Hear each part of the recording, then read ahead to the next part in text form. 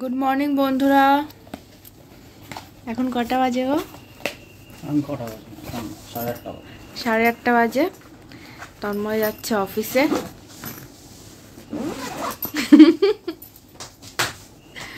অফিসে বেরোবে এখন। জীবন যুদ্ধে যাচ্ছে। আর বলো, আর কি খবর?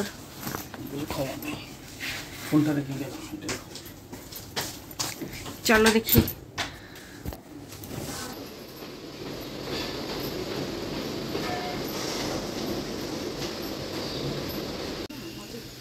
এই জিনিসটা তোমাদের সঙ্গে একটু শেয়ার করতে চাই। সেটা আমার শাশুড়ি মানে রোজ তন্ময় যখন আসছে ঘরে রোজ এইখানে দেখবে ও যাওয়ার সময়।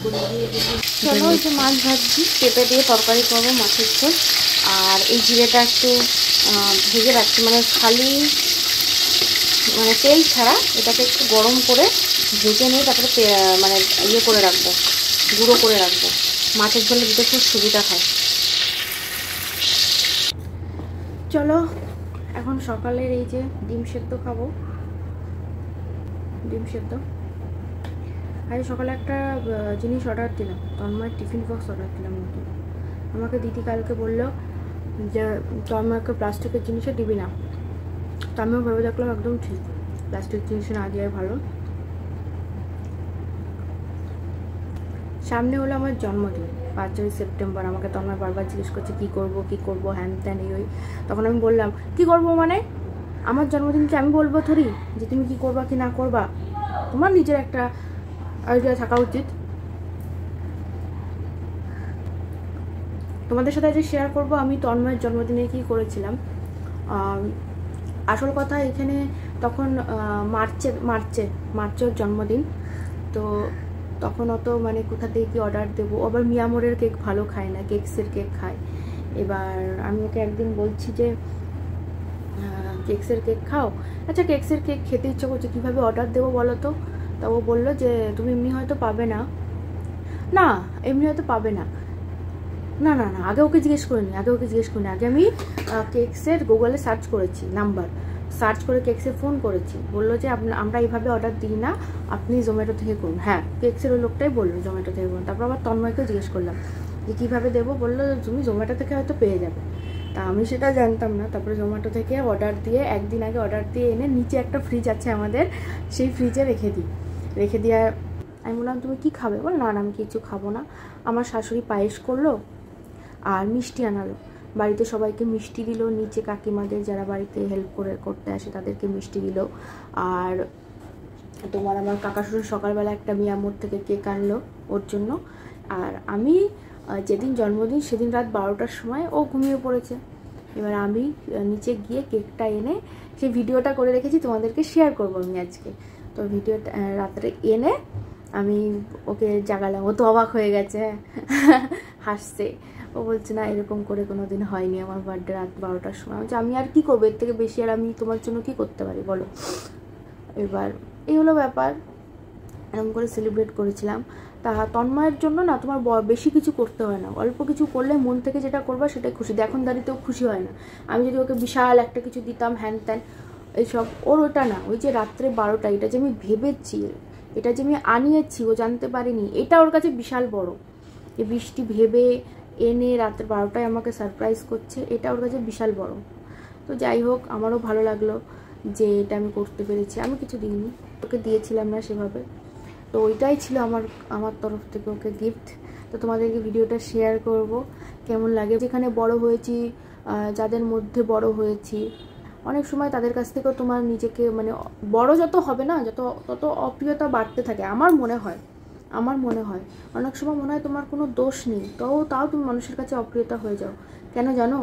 কারণ কিছু মানুষ আছে ছোটোবেলার থেকে দেখবা, এমন কিছু মানুষ আছে, ধরো তুমি আর্থিকভাবে তুমি অতটা স্বাবলম্বী না, হ্যাঁ, তোমার বাবা নেই, তো কিছু মানুষ তোমাকে ওই যে কি বলে, ওই কথাটা আমি ভুলে গেলাম, দয়া একটা আছে, মন থেকে ভালোবাসা।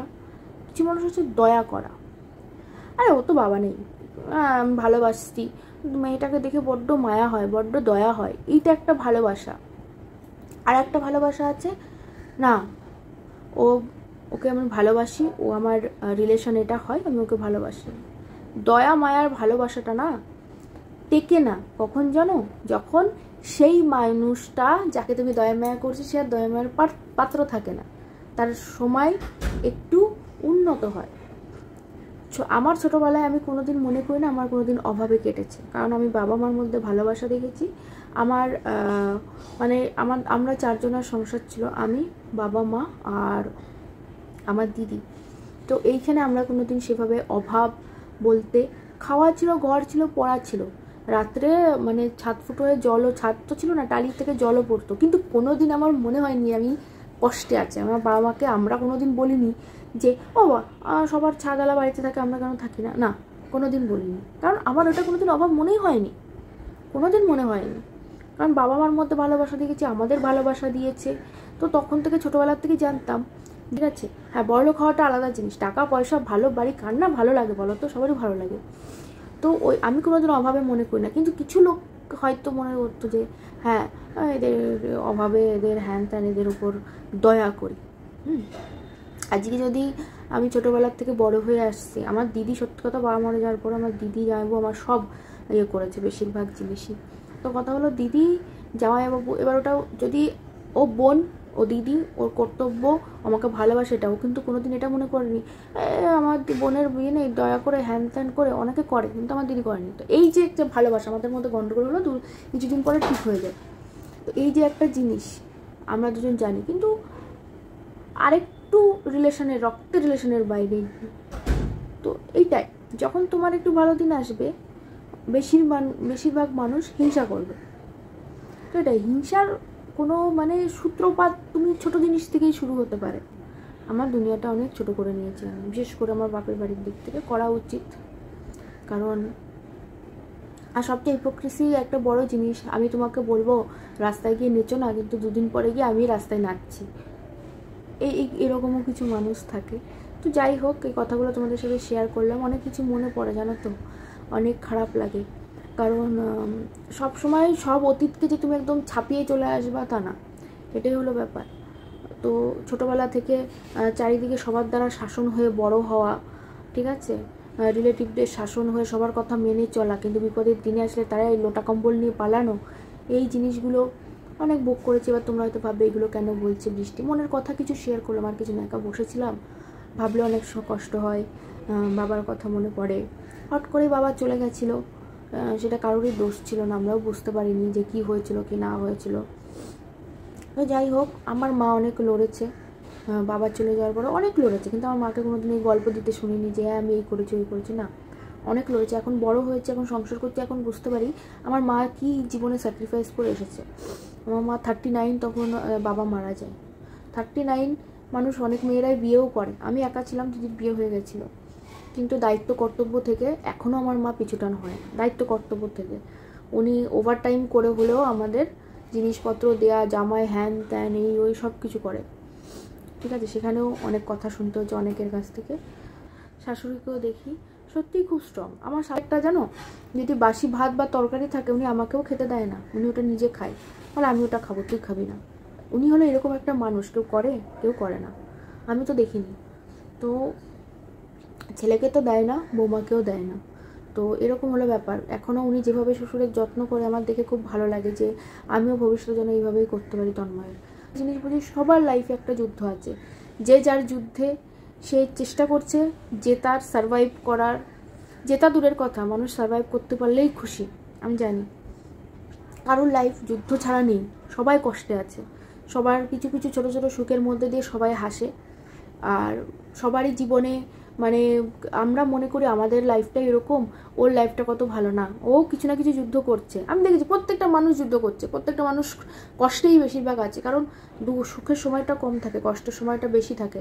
সুখের সময়টা তোমার কম বলে কষ্টের, মানে সুখের সময়টা কম বলে এত দাম বেশি সুখের সময়টার, কষ্টের জীবনটাই বেশি, স্ট্রাগল মানুষকে বেশি করতে হয়। আর লাইফের নতুন নতুন স্ট্রাগল আসবে, নতুন নতুন তোমাকে চ্যালেঞ্জ দেবে লাইফের থেকে মানে তোমাকে মোটিভেট, জীবন তোমাকে মোটিভেটও করবে, জীবন তোমাকে দাবিয়েও দেবে। তো এটাই হলো ব্যাপার।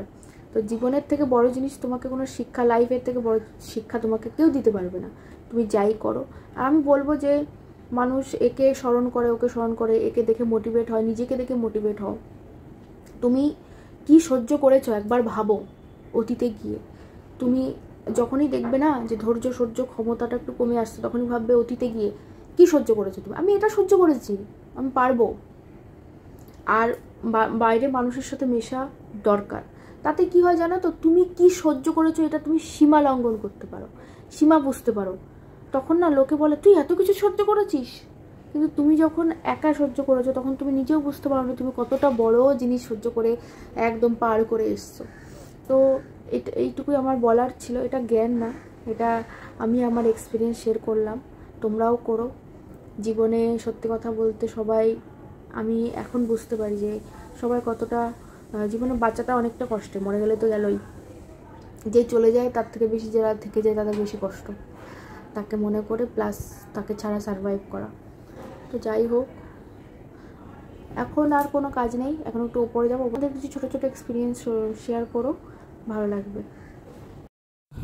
চলো রোজের কাজটা করে নিই, জিনিসপত্রগুলো এই চাদরগুলো ভাঁজ করে নেব।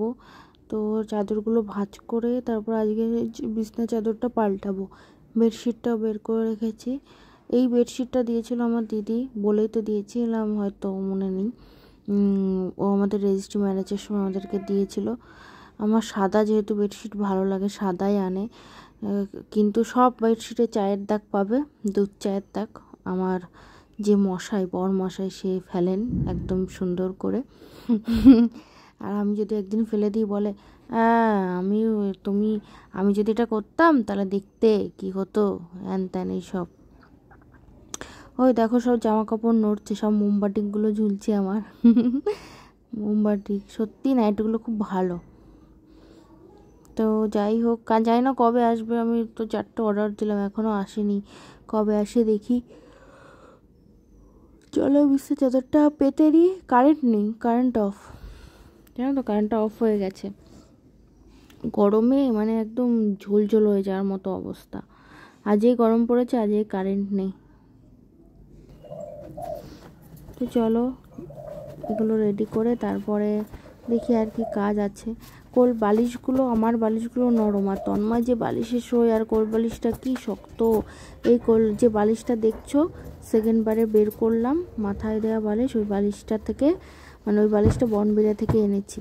ওর মাকে বলেছিলাম বানিয়ে রাখতে, মা বানিয়ে রেখেছিল। বাপরে বাপ, বালিশটা কি ভারী, ওই ভারী শক্ত বালিশ ও মাথায় দেবে। আর ওর কোল বালিশটাও কি ভারী, মানে কি আর বলবো। ই করে দেয়, এত বারণ করে যে মাথায় এরকম বালিশ দিও না, সেটা ভালো না, মানে শরীরের জন্য ভালো না, তাও মানবে না। যাই হোক, ওর ভালো লাগে না, ও দেয়। তো আজ রান্না সকালে করলাম আমি পেঁপে দিয়ে আলু দিয়ে মাছের ঝোলটা করে রাখলাম। এবার যে কাজের যে আসবে, সে যে রান্নার বউটা আসবে, উনি রান্নার জন্য করবে হয়তো উচ্ছে ভাজা, ডাল, এগুলো তো করাবে। আমি আজকে বললাম যে আমার জন্য উচ্ছে ভাজা করিও, উচ্ছে ভাজার ডাল খেয়ে নেবো, আর ওদিকে পেঁপে দিয়ে মাছের ঝোলটা খেয়ে নেবো। এখন তো বাবা প্রচণ্ড গরম, কারেন্ট নেই, কি কষ্ট হচ্ছে।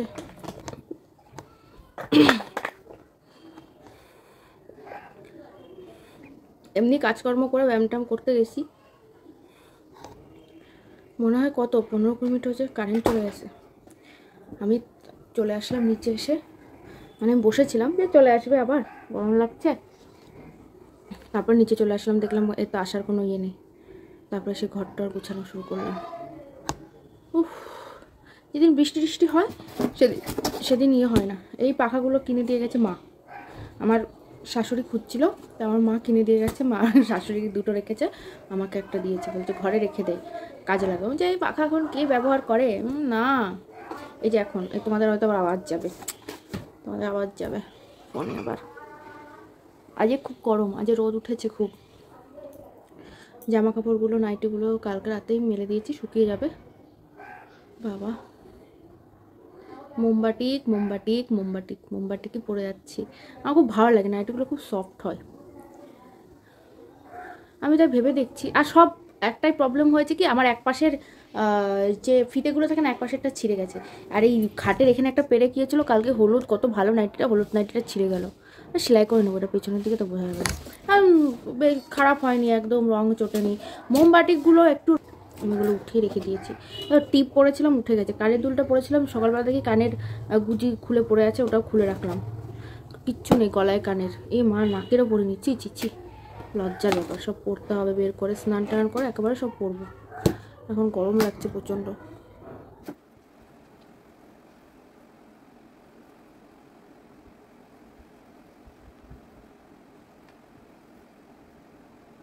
তো আমি মানে আমার ভিডিওটা 3টের সময় যাই, তো আমি তারপরেই ভিডিও আমি দেখে কমেন্টগুলো দেখে ভাবলাম একটা ভিডিও না বানালেই হয়।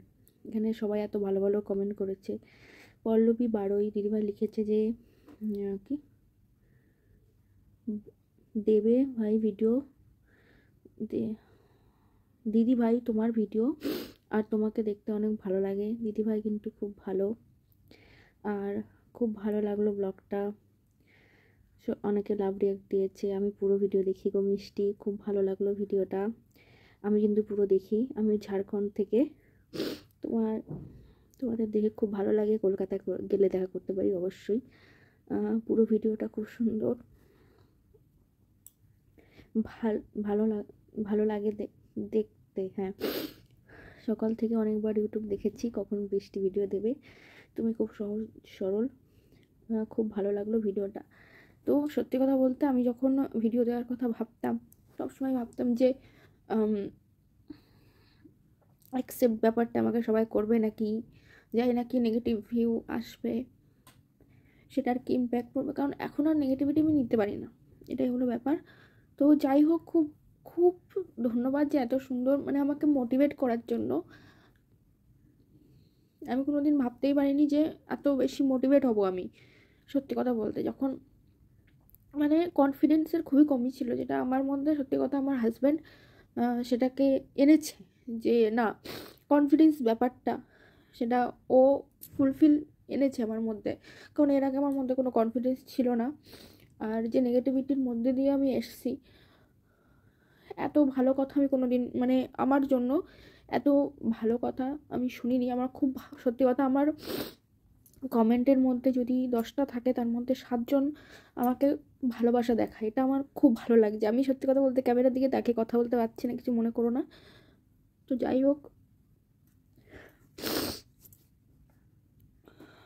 আজ খুব ইমোশনাল লাগছে আমার।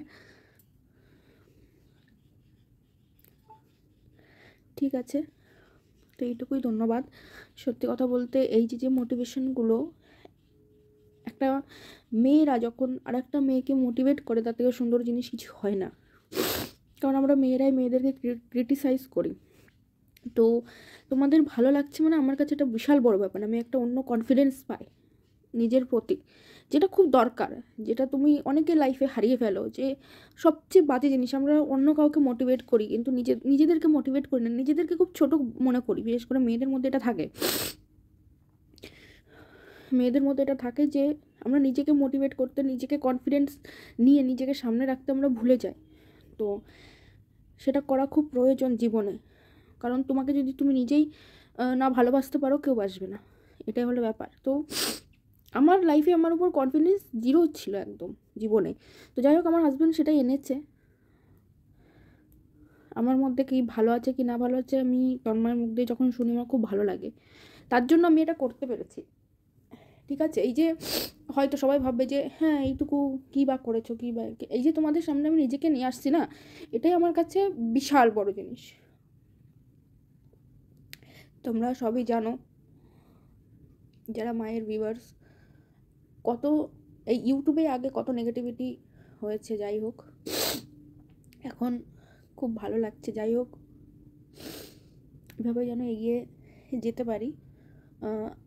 আমি এমন একটা ব্যাকগ্রাউন্ড থেকে বিলং করি যেখানে তুমি বড় হওয়ার স্বপ্ন দেখা তো দূরের কথা, বড় হওয়ার স্বপ্ন যদি দেখেও থাকো সেটা তুমি বলতে পারবে না, হাসবে লোক। আমি মানে লোকের কাছে যদি বলি যে আমি না ইউটিউব করে বিশাল বড় হতে চাই, একটা বড় ক্রিয়েটার হতে চাই, মানুষ আমাকে চিনবে জানবে, এই জিনিসগুলো বলা মানে হাসবে। বিশেষ করে আমার ক্ষেত্রে লোকে হাসতই। যে জীবনে কিছু হতে চাই, যাতে 5টা মানুষ আমাকে চিনবে, 5টা মানুষ জানবে। তো এটা বলা মানে আমার উপর লোকে হাসবে, ঠিক আছে, এটা হয়ে হচ্ছে। সেইখান থেকে যদি আমি আজকে উঠতে পারি, এটা আমার কাছে বিশাল বড় একটা জিনিস হবে। কারণ কিছু মানুষের মুখও বন্ধ হয়ে যাবে, কারণ যারা তোমাকে খুব এইটুকু ভাবে, খুব তুচ্ছ ভাবে তোমাকে, তাদের চোখের সামনে যখন তুমি গ্রো করবে, সেটা একটা অন্য লেভেলের স্যাটিসফ্যাকশন। নিজেকে নিয়ে তো একটা প্রাউড ফিল হবেই। তারপরে আমি যে এই স্টেপটাই নিতে পেরেছি, এটা অনেক বড় আমার কাছে। ভবিষ্যতে তো সত্যি কথা বলতে, ভবিষ্যতে কি না হবে, কি না হবে, এই যে কনফিডেন্সটা আমি পেয়েছি মানুষের সামনে রাখার, কথা বলার, তো এটাই অনেক বড় আমার কাছে। যারা লাইফে নেগেটিভিটির মধ্যে দিয়ে আসে তারাই বুঝতে পারবে, এটাই হলো ব্যাপার। তো যাই হোক, খুব ভালো লাগলো কমেন্টগুলো পড়ে, মানে সত্যি খুব সুন্দর। ধন্যবাদ এরকমভাবে পাশে থাকার জন্য। আর আমার একটা দোষ আছে, আমি লেন্সের দিকে তাকে কথা বলি না, এটা খুব বাজে। আমি সত্যি কথা রিকভার করে নেবো আস্তে আস্তে দেখবা, মানে করে নেবো আস্তে আস্তে, এটার প্রবলেম হবে না। সঙ্গে শেয়ার করতে চলেছি আমার পুজোর শপিং। তো দেখা যাক কী কী শপিং করেছি। আর সবারই মোটামুটি কমপ্লিট হয়ে গেছে। আমার শাশুড়িমার শাড়ি কেনা কমপ্লিট হয়ে গেছে, সেটা শাশুড়িমাকে আগেই দিয়ে দিয়েছি, কারণ ফলস এইসব লাগানোর থাকে, পিকো করার থাকে, উনি তো আর ব্লাউজ পিস বানায় না। আর কাকি শাশুড়িটাও কেনা হয়ে গেছে, কাকি শাশুড়িকে দিয়ে দিয়েছি। একদিন এনে ওদের কাছ থেকে আমি তোমাদেরকে দেখিয়ে দেবো।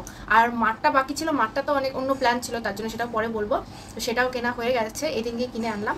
আমার হয়ে গেছে, দিদিরটা আগে কেনা হয়ে গেছে, দিদি মানে অনিশা বিশ্বাস, তোমাদের অনিশার সংসার, তো ওটাও কেনা হয়ে গেছে। ওটা আগে দিয়ে দিয়েছি যাতে ও পড়তে পারে, যেহেতু তোমাদের আন্টিরটা লেট হয়ে গেল, এখন আর কি করা যাবে দেখা যাক। তো চলো তোমাদেরটা দেখানো শুরু করি। এখন বাকি তন্ময়ের এখনো বাকি, আমার ক্যামেরাম্যান যেহেতু কিছু করার নেই। তো চলো আমি দেখাই তোমাদের কি কি কিনেছি। এগুলো সব কিন্তু তন্ময়ের খুব পছন্দের, ওই পছন্দ করে কিনেছে, ওই চয়েস করে কিনেছে। এটাকে কি বলে, কট সেট, তাই তো, এটাকে বলে কট সেট। এটা আমি কিনেছি মেট্রো প্লাজা থেকে, দেখে নাও, খুব সুন্দর দেখতে ড্রেসটা। এটা কিনেছি মেট্রো প্লাজা থেকে। চলো এবার নেক্সট আসছে তোমার, চলো এটা আগের দিন তো তোমাদেরকে দেখালাম, এটা কিনেছি জুডিও থেকে। এটা তো আমার খুবই পছন্দের, এটা খুব সুন্দর, ফিটিংসটা খুব ভালো। বলো বলো ও হ্যাঁ শাড়ি পরে আসছে। তারপর একটা দেখায়, এটা কিনেছি ওয়েস্ট সাইড থেকে। এগুলো সব পরে, এটা কিনেছি ওয়েস্ট সাইড থেকে। তো এটা মানে হাতাটা খুব বলে, এটার সঙ্গে আমি এই জ্যাকেট টাইপের, এটাকে কি বলে জানি না আমি, সেটা কিনে নিয়েছি, যাতে এটার উপরে আমি পরতে পারি, দেখতে খারাপ লাগবে না।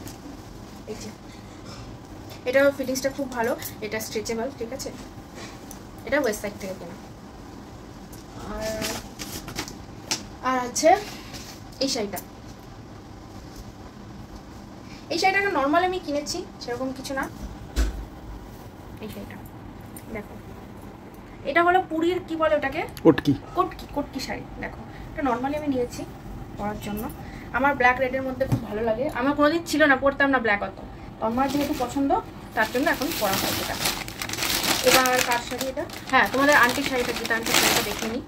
এটা হলো মায়ের শাড়ি, কালারটা খুব সোবার কালার, দেখে না এটা। এটা হলো শাড়ির ভেতর, এটা নিশ্চয়ই আঁচল হবে। এই যে পুরোটা খুলছি না, ভাঁজ করতে পারবো না, তখন আবার অসুবিধা হয়ে যাবে। এই যে খুব সুন্দর শাড়িটা, এত সফট, নরম, লাইট, প্লাস কালারটা খুবই সুন্দর। কিভাবে ভাঁজ করা আবার, ঠিক আছে, হয়ে গেল। এটা আমাকে তন্ময় দিয়েছে এই শাড়িটা। এটা কি পশমিনা, কি যেটা বলে ভুলে গেছি, পশমিনা কাজের এটা কাজ, ঠিক আছে, কিন্তু পশমিনা সিল্ক বলে না কি বলে আমি জানি না। এই দেখো, এটা হলো ব্লাউজ পিস, আমি পুরো শাড়িটা খুলেই তোমাদেরকে দেখাচ্ছি, খুব সুন্দর। আমরা সবসময় শাড়ি নিই ইন্ডিয়ান সিল্ক হাউস থেকে, পার্ক স্ট্রিট, কলেজ স্ট্রিটের ইন্ডিয়ান সিল্ক হাউস থেকে। এটা হলো তোমার ব্লাউজ পিস, এটা পুরোটা ব্লাউজ পিসে যাবে, ব্লাউজ পিস কাল পরশুর মধ্যে দিতে যাব। আর শাড়িটা পুরোটা এরকম, এরকম শাড়িটা সাদা লাইট বা আর একটু বাইরে লাইট হলে আরও সুন্দর লাগবে দেখতে। এই যে খুব সুন্দর শাড়িটা, দেখতে খুবই সুন্দর, একদম চটজলদি। এটাকে আমার ইয়েতে দিয়ে দিতে হবে, তোমার ইয়ে বসাতে। এই যে হলো পাটটা, পাটটা দেখো খুব সুন্দর। ও ক্যামেরাম্যান খুব সুন্দর ক্যামেরা করছে। আর একটা শাড়ি কিনেছি, এটা মা আমাদেরকে টাকা পাঠিয়েছে তন্ময় আমাকে, তো সেটা দিয়ে এটা কিনেছি। এটা হলো আমি অঞ্জলি দেওয়ার জন্য শাড়িটা কিনেছি। আমার খুব শখ ছিল একবারে লাল শাড়ি কিনবো।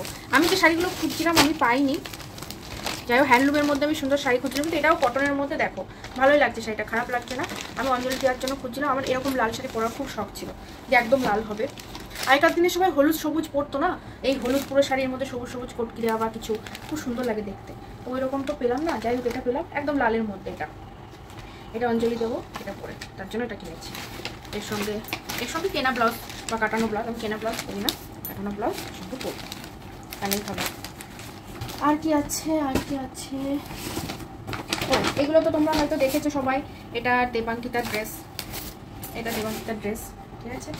আর এটা দেবাঙ্কিতার আর একটা ড্রেস না তো, এটা একটা টপ ওর জন্য নিয়েছি। প্যান্টের সাইজ আমি সত্যি বুঝতে পারছিলাম না, আর ওরা দেখেও যা মনে হচ্ছিল আমার ছোটো লাগছিল, তার জন্য আমি নর্মাল টপ নিয়ে চলে এসেছি। প্যান্ট ও যখন আসবে ওকে দেখিয়ে নেবো। আর এটা হলো আমার জামাইবাবুর শার্ট, এই যে জামাইবাবুকে দেওয়ার শার্ট। আর এটা হলো নীলাদ্রি মানে আমার দিদির ছেলের, ওর একটা টি শার্ট আর ওর একটা এই যে শার্ট। আর আমাদের বাড়িতে একটা পুচকু আছে, সে যখন আসবে তার জন্য তখন শপিং করা হবে, কারণ বাচ্চারা ওর এমন একটা বয়স ওর সঙ্গে সঙ্গে বড় হচ্ছে, মানে আমার দেওরের ছেলে ওর এখন মানে ধরো আমি আজকে কিনলাম, ওরা ধরো 3 মাস পরে আসলো, 3 মাস ওর হাইট বেড়ে যাবে, আর আমরা সেইভাবে সাইজ জানিও না। তো এটা হলো ব্যাপার, ওরা আসলে ওদের শপিংটা করা হবে। তো ব্যাস আজকের মতো এইটুকুই, চলো এখানে স্টপ করলাম। এই আমার পুজোর শপিং, সবাই বলো কেমন লাগলো, আর শাড়িগুলো কেমন লাগলো, আর শাড়িগুলোর প্রাইস কিছু বললাম না। তোমাদের যদি শাড়িগুলো কেনার হয় বা ভালো লাগে, প্রাইস আমার কাছে জিজ্ঞেস করে বলে দেওয়ার, কোথা থেকে কিনেছি, কোনটা কোথা থেকে, সব তো জানিয়ে দিলাম, তোমরা ওখানে গেলেই বুঝতে পারবে। আর ব্যাস একটু চলো। আর তোমাদের কবে কি শপিং হলো কি না হলো, কেমন কি কিনলে আমাকে শেয়ার করো। আর কারো কাছে যদি ভালো শাড়ির ছবি থাকে অবশ্যই আমাকে শেয়ার করো। আর আমার ইনস্টাগ্রাম ফেসবুকের পেজে সব কিছুর লিঙ্ক আমার ইউটিউব পেজে দেওয়া আছে, প্লিজ সবাই গিয়ে ফলো করো, লাইক করো। আর এই ভিডিওটাই যেন প্রচুর লাইক আর কমেন্ট করে। Thank you. তো আমি মানে আমার ভিডিওটা 3টের সময় যাই, তো আমি তারপরেই ভিডিও আমি দেখে কমেন্টগুলো দেখে ভাবলাম একটা ভিডিও না বানালেই হয়। এখানে সবাই এত ভালো ভালো কমেন্ট করেছে। পল্লবী বারোই দিদিভাই লিখেছে যে কি দেবে ভাই ভিডিও দিদি ভাই তোমার ভিডিও আর তোমাকে দেখতে অনেক ভালো লাগে। দিদি ভাই কিন্তু খুব ভালো, আর খুব ভালো লাগলো ব্লগটা, অনেকে লাভ রিঅ্যাক্ট দিয়েছে। আমি পুরো ভিডিও দেখি গো মিষ্টি, খুব ভালো লাগলো ভিডিওটা, আমি কিন্তু পুরো দেখি, আমি ঝাড়খণ্ড থেকে। তোমাদের দেখে খুব ভালো লাগে, কলকাতা গেলে দেখা করতে পারি অবশ্যই। পুরো ভিডিওটা খুব সুন্দর, ভালো লাগে দেখতে। হ্যাঁ, সকাল থেকে অনেকবার ইউটিউব দেখেছি কখন বৃষ্টি ভিডিও দেবে, তুমি খুব সহজ সরল, খুব ভালো লাগলো ভিডিওটা। তো সত্যি কথা বলতে আমি যখন ভিডিও দেওয়ার কথা ভাবতাম, সবসময় ভাবতাম যে অ্যাকসেপ্ট ব্যাপারটা আমাকে সবাই করবে নাকি, যাই নাকি নেগেটিভ ভিউ আসবে, সেটার কি ইম্প্যাক্ট পড়বে, কারণ এখন আর নেগেটিভিটি আমি নিতে পারি না, এটাই হলো ব্যাপার। তো যাই হোক, খুব খুব ধন্যবাদ যে এত সুন্দর মানে আমাকে মোটিভেট করার জন্য। আমি কোনোদিন ভাবতেই পারিনি যে এত বেশি মোটিভেট হব আমি, সত্যি কথা বলতে। যখন মানে কনফিডেন্সের খুবই কমই ছিল, যেটা আমার মধ্যে সত্যি কথা আমার হাজব্যান্ড সেটাকে এনেছে, যে না কনফিডেন্স ব্যাপারটা সেটা ও ফুলফিল এনেছে আমার মধ্যে, কারণ এর আগে আমার মধ্যে কোনো কনফিডেন্স ছিল না। আর যে নেগেটিভিটির মধ্যে দিয়ে আমি এসেছি, এত ভালো কথা আমি কোনো দিন মানে আমার জন্য এত ভালো কথা আমি শুনিনি। আমার খুব সত্যি কথা, আমার কমেন্টের মধ্যে যদি 10টা থাকে তার মধ্যে 7জন আমাকে ভালোবাসা দেখায়, এটা আমার খুব ভালো লাগছে। আমি সত্যি কথা বলতে ক্যামেরার দিকে তাকিয়ে কথা বলতে পারছি না, কিছু মনে করো না। তো যাই হোক,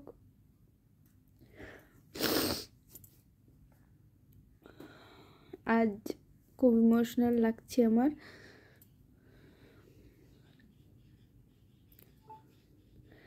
ঠিক আছে, তো এইটুকুই, ধন্যবাদ।